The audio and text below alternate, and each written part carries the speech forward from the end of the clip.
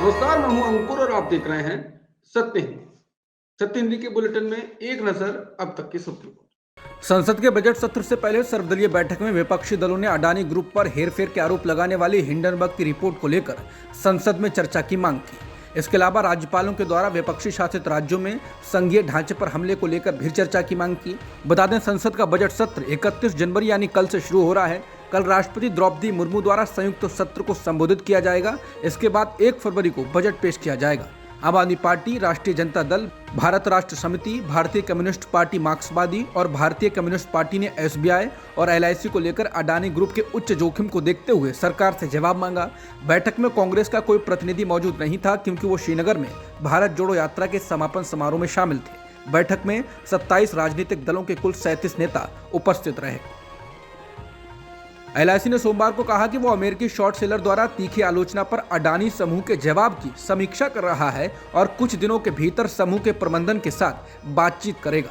बता दें, गौतम अडानी ग्रुप को लेकर आई हिंडनबर्ग की रिपोर्ट के बाद कंपनियों के शेयरों को लगभग 66 बिलियन डॉलर का नुकसान हुआ है। एलआईसी के प्रबंध निदेशक राजकुमार ने रॉयटर्स को बताया, वर्तमान में ऐसी स्थिति दिख रही है जिसके बारे में निश्चित नहीं है कि वास्तविक स्थिति क्या है। चूंकि हम एक बड़े निवेशक हैं, इसलिए हमें उचित प्रश्न पूछने का अधिकार है और हम निश्चित रूप से उनसे बात करेंगे।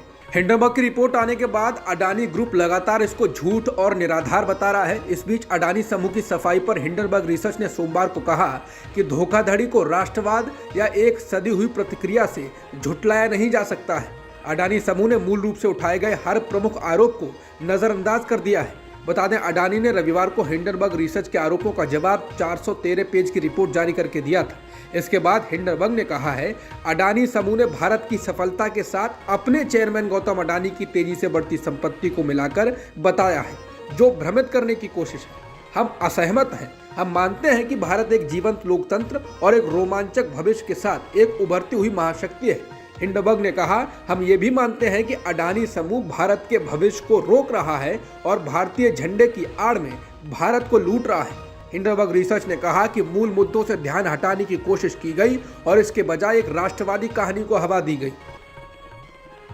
भारत जोड़ो यात्रा खत्म होने पर आज सोमवार 30 जनवरी को श्रीनगर से जो तस्वीरें आई वो कांग्रेस का मनोबल बढ़ाने वाली हैं। यही वजह है कि कांग्रेस महासचिव केसी वेणुगोपाल ने राहुल गांधी के नेतृत्व में पदयात्रा के दूसरे चरण का ऐलान किया है।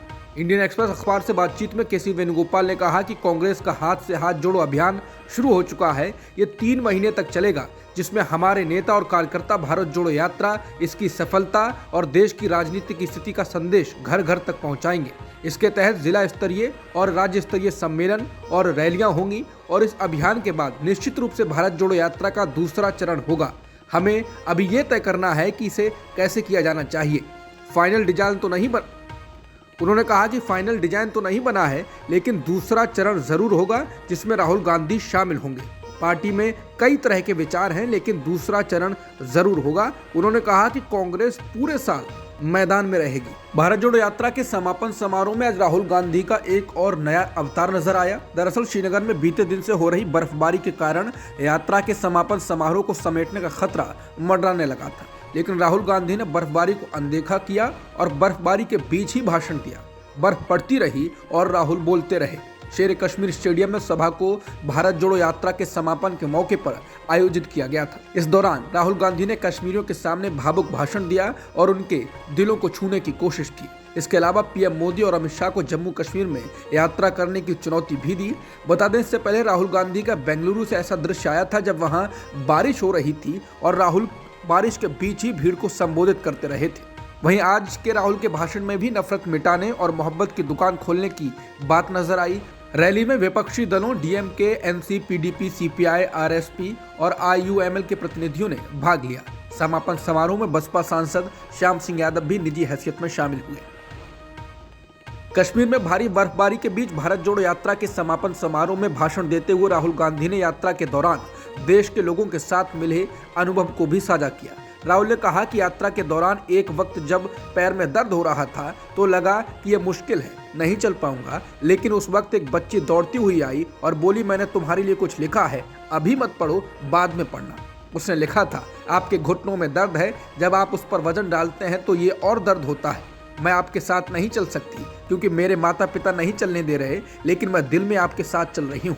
क्योंकि मुझे पता है आप मेरे लिए चल रहे हैं, मेरे भविष्य के लिए चल रहे हैं। और उस दिन मेरा दर्द ये पढ़कर गायब हो गया। राहुल ने एक और किस्सा सुनाया कि मुझे छोटे बच्चे मिले जो भीख मांगते थे, उनके पास कपड़े नहीं थे। मैंने उनको गले लगाया, वो ठंड से कांप रहे थे, शायद उन्हें खाना भी नहीं मिला था। तो मुझे लगा कि अगर वो स्वेटर नहीं पहन रहे तो मुझे भी नहीं पहनना चाहिए।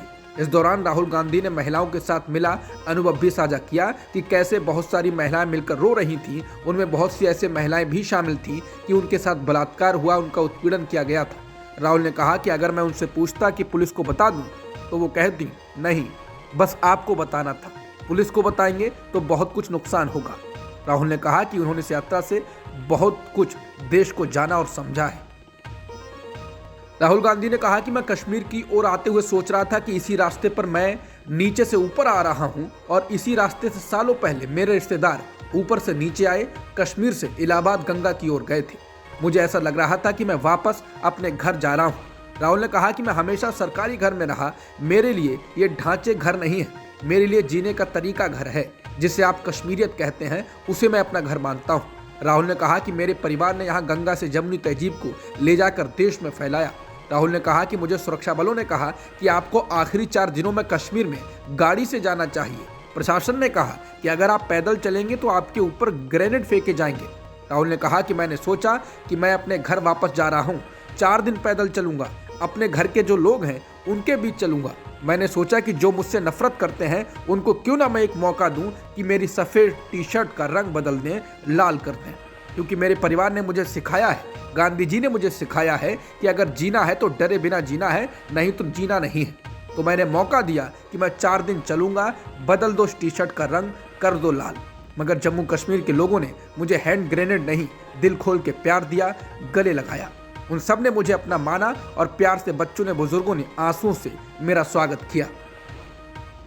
राहुल गांधी ने अपने भाषण में कहा कि मैं हिंसा को समझता हूँ, मैंने हिंसा सही है देखी है, जो हिंसा नहीं सहता है, उसने नहीं देखी है, उसको समझ नहीं आएगी।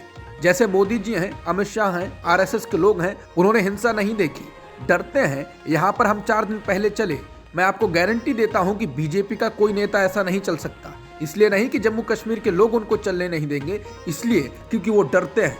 खैर, जम्मू कश्मीर के लोगों को, सेना के लोगों को बताना चाहता हूँ, मैं जब 14 साल का था उस वक्त स्कूल में था, जब मुझे बुलाकर बताया गया कि आपके घर से फ़ोन कॉल आया है, और जब मैंने उनके शब्द सुने मुझे पता चल गया कि कुछ गलत हुआ है। राहुल ने कहा कि मेरे पैर कांपे, जैसे ही फ़ोन कान पर लगाया तो मेरे माँ के साथ रहने वाली औरत चिल्ला रही थी, दादी को गोली मार दी, दादी को गोली मार दी। राहुल ने कहा कि जो मैं कह रहा हूँ वो बात पीएम मोदी, शाह और डोभाल जी को समझ नहीं आएगी, लेकिन कश्मीर के लोगों को समझ आएगी। राहुल ने इस दौरान अपने पिता राजीव गांधी के समाचार की बात बताते हुए भावुक तरीके से कहा कि जब वो अमेरिका में थे तब फिर से फ़ोन कॉल आया और कहा कि बुरी खबर है, और मैंने कहा पता है, पापा मर गए, और फ़ोन रख दिया। राहुल ने कहा जो हिंसा करवाता है वो इस बात को समझ नहीं सकते, वो दर्द को नहीं समझ सकते, हम समझ सकते हैं। पुलवामा के सैनिकों के बच्चों के दिल में क्या हुआ मैं जानता हूँ, मेरे दिल में वही हुआ है। जो कश्मीर में लोग मरते हैं जब उनके परिवार को फ़ोन आता है, क्या बीतती है मैं समझता हूँ। राहुल ने कहा कि हमारे लिए ये एक फ़ोन नहीं है। राहुल ने कहा कि यात्रा का लक्ष्य ये है कि जो फ़ोन कॉल हैं ऐसे, जहाँ सैनिकों के लिए जाते हैं, कश्मीर के लोगों के लिए हुई, ये फ़ोन कॉल किसी बच्चे को, माँ बेटी को ना उठाना पड़े, ये यात्रा का लक्ष्य है। उन्होंने कहा कि मेरा लक्ष्य इन फ़ोन कॉल्स को बंद करने का है। राहुल ने कहा कि यात्रा का ये काम मैंने कांग्रेस या अपने लिए नहीं, देश की जनता के लिए किया है। कांग्रेस की रैली में शामिल पीडीपी प्रमुख महबूबा मुफ्ती ने कहा कि पूरा देश राहुल गांधी में उम्मीद की किरण देख रहा है। राहुल, तुमने कहा था कि तुम कश्मीर में अपने घर आ गए हो, ये तुम्हारा घर है। मुझे उम्मीद है कि गोडसे की विचारधारा ने जम्मू कश्मीर से जो छीन लिया वो इस देश से वापस आ जाएगा। गांधी जी ने कहा कि वो जम्मू कश्मीर में आशा की किरण देख सकते हैं। आज राष्ट्र राहुल गांधी में उम्मीद की किरण देख सकता है। नेशनल कॉन्फ्रेंस के नेता उमर अब्दुल्ला ने इस मौके पर गांधी परिवार से पश्चिम से पूर्व की यात्रा करने का आग्रह किया। उमर ने कहा कि हम उनके साथ चलना चाहेंगे। उन्होंने कहा ये एक बहुत ही सफल यात्रा रही है, देश को इसकी ज़रूरत थी। इसने साबित कर दिया है कि ऐसे लोग हैं जो बीजेपी को पसंद करते हैं और ऐसे लोग हैं जो सद्भाव और शांति देते हैं जो बीजेपी नहीं दे सकती। पठान फिल्म को मिल रही अपार सफलता के बीच सोमवार को अभिनेता शाहरुख खान ने कहा कि इस फिल्म के सफल होने का पूरा बॉलीवुड बेसब्री से इंतजार कर रहा था। ऐसे में उन्होंने पूरी इंडस्ट्री को फिर से जिंदा करने के लिए लोगों का धन्यवाद किया। शाहरुख ने मुंबई में एक प्रेस कॉन्फ्रेंस के दौरान कहा कि बीते 4 दिनों में इस फिल्म को मिली शानदार सफलता से 4 साल की थकान मिट गई। बता दें, शाहरुख खान की फिल्म पठान का शुरुआत में काफी विरोध हुआ। हालांकि फिल्म ने पहले ही दिन रिकॉर्ड ओपनिंग की और मात्र 2 दिनों के भीतर ही 100 करोड़ से कहीं अधिक कमा लिया। फिल्म थिएटर्स में हाउसफुल जा रही है और ब्लॉकबस्टर फिल्म साबित हुई है। पीएम मोदी और गुजरात दंगों को लेकर बनाई गई बीबीसी की documentary India the Modi question को ब्लॉक करने के केंद्र सरकार के फैसले को चुनौती देने वाली याचिका पर सुप्रीम कोर्ट 6 फरवरी को सुनवाई के लिए तैयार हो गया है। लाइव लॉ के मुताबिक अधिवक्ता एमएल शर्मा ने याचिका दायर की है, जबकि एक अन्य याचिका पत्रकार एन राम, अधिवक्ता प्रशांत भूषण और कुछ अन्य ने दायर की है। शर्मा ने तत्काल लिस्टिंग के लिए भारत के मुख्य न्यायाधीश डीवाई चंद्रचूड़ के समक्ष याचिका का उल्लेख किया, जिसके बाद सीजीआई इस मामले को अगले सोमवार को सूचीबद्ध करने पर सहमत हो गए। दूसरी याचिका का उल्लेख करते हुए वरिष्ठ अधिवक्ता सीयू सिंह ने कहा, केंद्र ने सोशल मीडिया से डॉक्यूमेंट्री के लिंक को हटाने के लिए आईटी नियमों के तहत इमरजेंसी शक्तियों का प्रयोग किया है। उन्होंने कहा कि एन राम और अधिवक्ता प्रशांत भूषण के ट्वीट हटा दिए गए। सिंह ने आगे कहा, केंद्र ने अभी तक ब्लॉक करने के आदेश का औपचारिक रूप से प्रचार नहीं किया है। उन्होंने कहा कि डॉक्यूमेंट्री की स्क्रीनिंग के लिए छात्रों को विश्वविद्यालयों से निष्कासित किया जा रहा है, जिसके बाद सीजीआई मामले को सूचीबद्ध करने पर सहमत हुए। बीबीसी डॉक्यूमेंट्री पर बैन को लेकर दायर याचिकाओं पर सुप्रीम कोर्ट ने सुनवाई के लिए मंजूरी दे दी है। इसके बाद कानून मंत्री किरण रिजिजू ने इस पर प्रतिक्रिया दी है। उन्होंने डॉक्यूमेंट्री पर प्रतिबंध को चुनौती देने वाली याचिकाओं को सुप्रीम कोर्ट के कीमती समय की बर्बादी बताया। कानून मंत्री किरण रिजिजू ने ट्वीट कर कहा, इस तरह से वे माननीय सर्वोच्च न्यायालय का कीमती समय बर्बाद करते हैं, जहां हजारों आम नागरिक न्याय के लिए इंतजार कर रहे हैं और तारीख मांग रहे हैं। केंद्र सरकार के विश्व भारती विश्वविद्यालय द्वारा नोबेल पुरस्कार से सम्मानित अर्थशास्त्री अमर्त्य सेन को जमीन खाली करने के लिए नोटिस भेजे जाने के बाद ममता बनर्जी ने उनके समर्थन में बयान दिया है। पश्चिम बंगाल के मुख्यमंत्री ममता बनर्जी ने सोमवार को बीरभूम में अर्थशास्त्री अमर्त्य सेन से मुलाकात की और केंद्र सरकार पर निशाना साधते हुए कहा कि बीजेपी को अमर्त्य सेन का अपमान बंद कर देना चाहिए। उन्होंने कहा कि नोबेल सम्मानित अर्थशास्त्री पर जमीन हड़पने के विश्व भारती के आरोप झूठे हैं और इसका मकसद सेन को अपमानित करना है। ममता बनर्जी ने इस दौरान केंद्र सरकार पर विश्व भारती का भगवाकरण करने का आरोप लगाया और कहा कि उसको ऐसी कोशिशों पर रोक लगानी चाहिए। बता दें, विश्वविद्यालय ने अमर्त्य सेन पर आरोप लगाया था कि उन्होंने शांति निकेतन में अवैध तरीके से 7.6 कट्ठा जमीन कब्जा कर रखी है, जिसे विश्वविद्यालय को लौटा देना चाहिए। हालांकि अमर्त्य सेन ने कहा था कि शांति निकेतन में उनके पास जो जमीन है, उनमें से अधिकांश को उनके पिता ने 1940 के दशक में बाजार से खरीदा था, जबकि कुछ अन्य भूखंडों को 100 साल के लिए पट्टे पर लिया था। अजमेर में राजस्थान केंद्रीय विश्वविद्यालय ने कम से कम 11 छात्रों को 14 दिनों के लिए निलंबित कर दिया है। इन्होंने कथित तौर पर प्रधानमंत्री मोदी पर बनी बीबीसी की डॉक्यूमेंट्री देखी थी। 26 जनवरी को विवादित डॉक्यूमेंट्री दिखाए जाने के बाद विश्वविद्यालय परिसर के अंदर विवाद शुरू हो गया था। तब उसने डॉक्यूमेंट्री पर प्रतिबंध लगा दिया। विश्वविद्यालय के अधिकारियों का कहना है कि छात्रों पर कार्रवाई अनुशासनात्मक आधार पर की गई और डॉक्यूमेंट्री से जुड़े मामले में नहीं। उन्होंने दावा किया कि डॉक्यूमेंट्री पर प्रतिबंध लगाने का निर्णय छात्रों की कानून व्यवस्था और सुरक्षा बनाए रखने के लिए किया गया। दिल्ली में 2021 में आयोजित किए गए हिंदू युवा वाहिनी कार्यक्रम में हेट स्पीच को लेकर दिल्ली पुलिस ने सोमवार को सुप्रीम कोर्ट को बताया है कि हेट स्पीच के मामले में अंतिम रिपोर्ट लगभग तैयार है। बता दें, हिंदू युवा वाहिनी का यह कार्यक्रम दिसंबर 2021 में दिल्ली में सुदर्शन न्यूज टीवी के संपादक सुरेश चौहानके के नेतृत्व में आयोजित किया गया था। इसमें नफरती भाषण दिए गए थे और लोगों को शपथ दिलाई गई थी। इसी को लेकर सुप्रीम कोर्ट ने दिल्ली पुलिस को पिछली सुनवाई पर जमकर फटकार लगाई थी, जिसके बाद आज अतिरिक्त सॉलिसिटर जनरल के.एम. नटराज ने सीजीआई डीवाई चंद्रचूड़ के नेतृत्व वाली बेंच को बताया कि जांच काफी हद तक पूरी हो चुकी है। अंतिम रिपोर्ट लगभग तैयार है। इसे पुनर्निरीक्षण के लिए भेजा गया है और हम जल्द ही अंतिम रिपोर्ट दाखिल करेंगे। मालूम हो कि पिछली सुनवाई में बेंच ने मामले में जांच में प्रगति के संबंध में दिल्ली पुलिस की जमकर खिंचाई की थी। बेंच ने पूछा था कि दिल्ली पुलिस ने एफआईआर दर्ज करने में 5 महीने क्यों लगा दिए और क्या कोई गिरफ्तारी की गई है। इसके अलावा भी काफी सवाल पूछे थे। ओडिशा के मुख्यमंत्री नवीन पटनायक ने राज्य के स्वास्थ्य मंत्री नब किशोर दास को अंतिम श्रद्धांजलि दी। दास के शव को उनके आवास पर अंतिम दर्शन के लिए रखा गया। बता दें, रविवार को एक पुलिसकर्मी ने स्वास्थ्य मंत्री को गोली मारी थी, जिसके बाद निजी अस्पताल में इलाज के दौरान उनकी मौत हो गई। यह हमला तब हुआ था जब वो झारसुगुड़ा में एक सभा में शामिल होने के लिए जा रहे थे। अधिकारियों के मुताबिक एक एएसआई ने उन पर हमला किया था। पुलिस अधिकारी ने कम से कम 2 राउंड गोलियां चलाई। उनके सीने में गोली लगी थी। रिपोर्ट के अनुसार मंत्री गंभीर रूप से घायल हो गए, जिन्हें अस्पताल ले जाया गया, जहां उनकी मृत्यु हो गई। गोली चलाने वाले पुलिसकर्मी की पहचान एएसआई गोपाल दास के रूप में हुई है। फायरिंग के पीछे की सही वजह का अभी तक पता नहीं चल पाया है। समाचार एजेंसी एएनआई के मुताबिक नवकिशोर दास पर हुए हमले की जांच क्राइम ब्रांच को सौंपी गई है। बिहार बीजेपी के अध्यक्ष संजय जायसवाल ने कहा कि पार्टी नीतीश कुमार से अब कभी हाथ नहीं मिलाएगी, जिसके जवाब में मुख्यमंत्री नीतीश कुमार ने भी भविष्य में भाजपा के साथ गठबंधन की किसी भी संभावना से इनकार करते हुए कहा, मैं भाजपा से हाथ मिलाने के बजाय मर जाऊंगा। बता दें, रविवार को बीजेपी के राज्यसभा सांसद और पूर्व उप मुख्यमंत्री सुशील कुमार मोदी ने भी कहा था कि प्रधानमंत्री मोदी और गृहमंत्री अमित शाह सहित बीजेपी के केंद्रीय नेतृत्व का फैसला है कि पार्टी कभी भी नीतीश के साथ गठबंधन नहीं करेगी।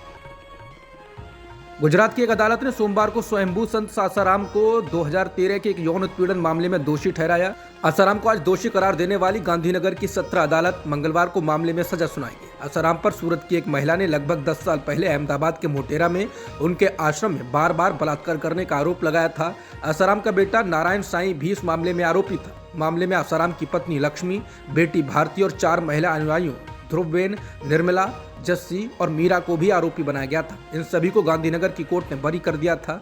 सूरत की एक महिला ने आसाराम बापू और 7 अन्य के खिलाफ बलात्कार और अवैध कारावास का मामला दर्ज किया था, जिनमें से एक की अक्टूबर 2013 में सुनवाई के दौरान ही मौत हो गई थी। जुलाई 2014 में चार्जशीट दायर की गई थी। पाकिस्तान के पेशावर में सोमवार को एक मस्जिद में हुए विस्फोट में कम से कम 32 लोगों की मौत हो गई है और करीब 150 घायल हो गए हैं। ये धमाका दोपहर करीब 1:40 पर हुआ, जब जोहर की नमाज अदा की जा रही थी। विस्फोट के प्रभाव से मस्जिद का एक हिस्सा ढह गया। पाकिस्तान के अंग्रेजी अखबार डॉन की रिपोर्ट के अनुसार लेडी रीडिंग हॉस्पिटल के प्रवक्ता मोहम्मद असीम ने कहा, कुछ घायलों की हालत गंभीर है। अखबार ने खबर दी कि पुलिस, सेना और बम निरोधक दस्ते के कर्मी मस्जिद के अंदर पहुंचे हुए हैं। भारतीय क्रिकेटर मुरली विजय ने सोमवार को अंतर्राष्ट्रीय क्रिकेट के सभी प्रारूपों से रिटायरमेंट की घोषणा कर दी। मुरली विजय ने ट्वीट कर इसकी जानकारी दी। इस पत्र में उन्होंने कहा कि इंटरनेशनल स्तर पर भारत का प्रतिनिधित्व करना सम्मान की बात रही। विजय ने इस ट्वीट में बीसीसीआई, तमिलनाडु क्रिकेट संघ, आईपीएल और चेन्नई सुपर किंग्स को भी टैग करते हुए लिखा है, वो क्रिकेट खेलने का मौका देने के लिए सबके आभारी हैं। अब तक की खबरों में इतना ही। बाकी खबरों के लिए बने रह सकते हैं आप सत्य हिंदी के साथ।